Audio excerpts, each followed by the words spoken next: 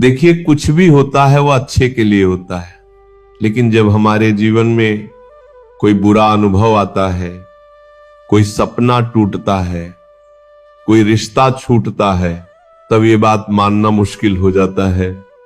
हम सोचते हैं कि आखिर हमारे साथ ही ऐसा क्यों हो रहा है, लेकिन समय के साथ जब हम पीछे मुड़कर देखते हैं तो समझ में आता है कि वह बुरा अनुभव ही हमें एक नई दिशा में लेकर गया है। अगर किसी ने आपका साथ छोड़ दिया, या कोई नौकरी नहीं मिली, या कोई सपना पूरा नहीं हो पाया, तो समझिए कि वह अंत नहीं है। हो सकता है वह किसी नई शुरुआत की शुरुआत हो। श्रीमद् भगवत गीता में श्री कृष्ण कहते हैं, तुम्हारा अधिकार केवल कर्म करने में है, फल पर नहीं। इसका मतलब है कि हमें सिर्फ अपने काम पर ध्यान देना चाहिए, परिणाम अपने आप सही समय पर मिलेगा। इसीलिए जब कुछ गलत हो तो परेशान मत होइए, बस मन में ये विश्वास रखिए कि शायद ये भी अच्छे के लिए हुआ हो, जिसके जीवन में भगवान की शरणागति उतर गई। अब हर विधान मंगलमय है। हर विधान, एक मंत्री प्रभु का भजन करते थे और शरणागति के सूत्र को अच्छी तरह समझते थे, तो कुछ भी हो जाता, कह देते भगवान की बड़ी कृपा। तो एक दिन राजा शिकार खेलने के लिए जाते हैं। जो प्रजा के नाशक पशु हैं, जो रुग्ण पशु हैं, जिनके द्वारा संक्रामक रोग फैलते हैं, उनको वध करके प्रजा को सुरक्षित रखते हैं। उनका शिकार खेलना स्वाद के लिए नहीं होता, प्रजा रक्षा के लिए होता है। मंत्री भी साथ थे। तो किसी पशु का पीछा किया और बड़े आवेश में आकर सावधान नहीं रहे तो प्रत्यंछा से अंगूठा कट गया। उन्होंने कहा, मंत्री, अंगूठा कट गया। उन्होंने कहा, भगवान ने बहुत अच्छा किया, बड़ी कृपा। उनके शब्द ही थे, क्योंकि जानते थे भगवान का प्रत्येक विधान परम मंगलमय होता है। राजा को बड़ा गुस्सा आया, दुष्ट कहीं का, तो हमारा मंत्री है, दुश्मन है हमारा, अंगूठा कटा। और कहता है, भगवान ने बहुत अच्छा किया, बड़ी कृपा हुई, इसको बंदी बनाया जाए, तुरंत कड़ी सजा देकर इसे जेल में रखा जाए। राजा का आदेश हुआ। उन्होंने कहा, भगवान की बड़ी कृपा महाराज, भगवान की बड़ी कृपा। राजा बोले, पागल हो गया मंत्री, मंत्री पद से हटा दिया गया, जेल में रख दिया गया। फिर भी कहते रहे, भगवान ने बहुत अच्छा किया, बड़ी कृपा। कुछ दिन बाद वैद्य के द्वारा अंगूठा ठीक हुआ। स्वभाववश फिर राजा शिकार खेलने के लिए गए। एक पशु का पीछा किया। जो राज सैनिक थे वे जंगल की गलियों में पीछे रह गए और राजा आगे निकल गए।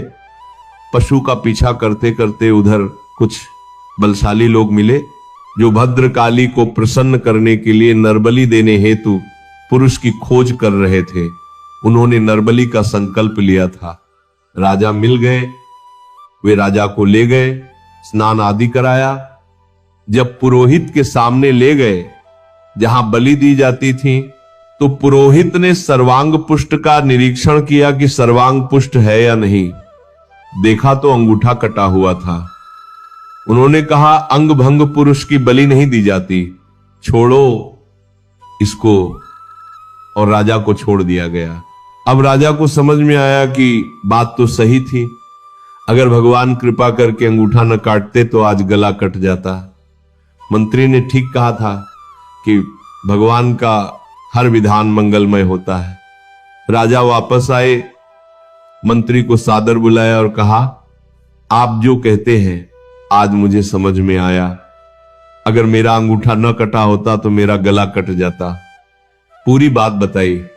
आप कहते थे भगवान की बड़ी कृपा, भगवान ने अच्छा किया, ये बात तो समझ में आ गई।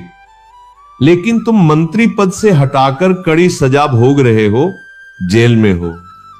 इसके लिए भी तुम कहते हो भगवान की बड़ी कृपा, भगवान का मंगल विधान। इसमें क्या कृपा आपने देखी? मंत्री बोले, महाराज, सैनिक भले पीछे रह जाते, लेकिन जहां आपका घोड़ा होता वहां मेरा होता। आप बंदी बनाए जाते और मैं भी बंदी बनाया जाता। आपका तो अंगूठा कटा था, आप बच जाते, लेकिन मेरी बलि चढ़ जाती, इसलिए भगवान ने मुझे जेल में रख दिया। भगवान की बड़ी कृपा।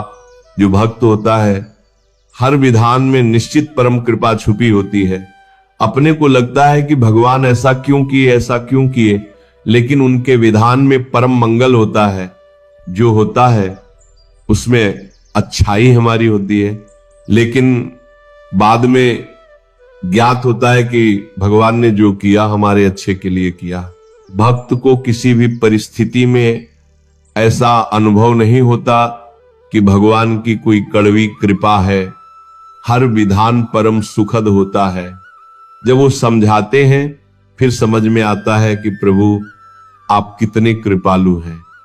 अगर आप ऐसा न करते तो ऐसा न होता। निश्चित आपकी कृपा ही कृपा है। भगवान विधान बदलने में सर्वसमर्थ हैं, पर अपने भक्त के मंगल के लिए विधान करते हैं। थोड़ा सा आपको लगेगा कि बहुत ही हानिकारक विधान हुआ। अब कोई हमें पूछता नहीं है, हमारी लौकिक उन्नति मारी गई, कोई हमें प्यार नहीं करता। सच्ची समझो, अब आपको उस योग्य बना रहे हैं जिसमें अजान बाहु प्रभु आकर अपनी बाहों में तुम्हें भर लेंगे। उस योग्य बना रहे हैं। बहुतों ने हमें कहा कि हम आपको प्यार करते हैं, आज तक कोई साथ नहीं है। लेकिन जो वास्तविक प्यार करते हैं प्रभु, वो जब हमें अपने हृदय से लगाएंगे तो परम विश्राम मिल जाएगा। जब भक्त जीवन की हर घटना को समझ लेता है, तब उसके हृदय में केवल एक ही भाव बचता है, पूर्ण समर्पण। फिर न उसे किसी से शिकायत रहती है, न जीवन से, न परिस्थितियों से, न अपने भाग्य से, क्योंकि वह जान जाता है कि जो कुछ भी हुआ, जो हो रहा है और जो होगा, सब मेरे प्रभु की कृपा से ही होगा। जिस दिन मनुष्य यह समझ लेता है कि भगवान ने जो छीना है वह किसी और को देने के लिए नहीं, बल्कि मुझे अपने और निकट बुलाने के लिए छीना है, उस दिन उसके भीतर का रोना अपने आप शांत हो जाता है। तब वो ये नहीं पूछता कि मेरे साथ ही ऐसा क्यों हुआ, बल्कि आंखों में आंसू और होठों पर शांति लेकर बस इतना कहता है, हे प्रभु, जो आपने किया वही मेरे मंगल के लिए किया।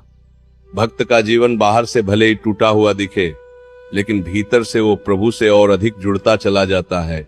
संसार जिन चीजों को सफलता कहता है, भगवान कई बार उन्हीं चीजों से भक्त को दूर कर देते हैं, क्योंकि प्रभु जानते हैं कि यदि ये मिल गया तो मेरा भक्त मुझसे दूर हो जाएगा।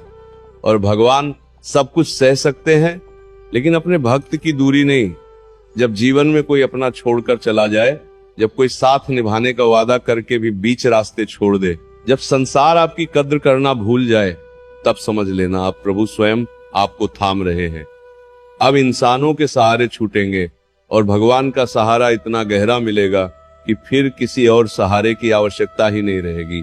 यही वो क्षण होता है जब प्रभु भक्त को नाम जाप का मार्ग दिखाते हैं, क्योंकि नाम ही वह डोर है जो टूटे हुए मन को सीधे प्रभु के हृदय से बांध देती है। संसार की हर आवाज झूठी हो सकती है, हर रिश्ता धोखा दे सकता है, लेकिन प्रभु का नाम कभी झूठा नहीं होता। जब मन बहुत भारी हो, जब आंसू किसी को दिखाए न जा सकें, जब शब्द भी साथ छोड़ दें, तब बस एक ही काम करना, नाम का स्मरण। क्योंकि उस समय के कोई मित्र नहीं सुनता, कोई अपना नहीं समझता, लेकिन प्रभु का नाम हर आह सुन लेता है। नाम जाप कोई शब्द नहीं, आत्मा की पुकार है। राधे राधे कहते ही जैसे टूटा हुआ मन प्रभु के चरणों में गिर जाता है, और श्री कृष्ण कहते ही डर, पीड़ा और थकान सब उनके हाथों में सौंप दी जाती है। और यही सौंप देना ही सच्ची शरणागति है। जिस दिन भक्त नाम को अपना लेता है, उस दिन परिस्थितियां चाहे न बदले, लेकिन भीतर एक ऐसी शांति उतर आती है जो आंखों से बहते आंसुओं को भी पोंछ देती है। तब दुख आता है लेकिन तोड़ नहीं पाता, क्योंकि भक्त अब अकेला नहीं होता, उसके साथ स्वयं प्रभु होते हैं।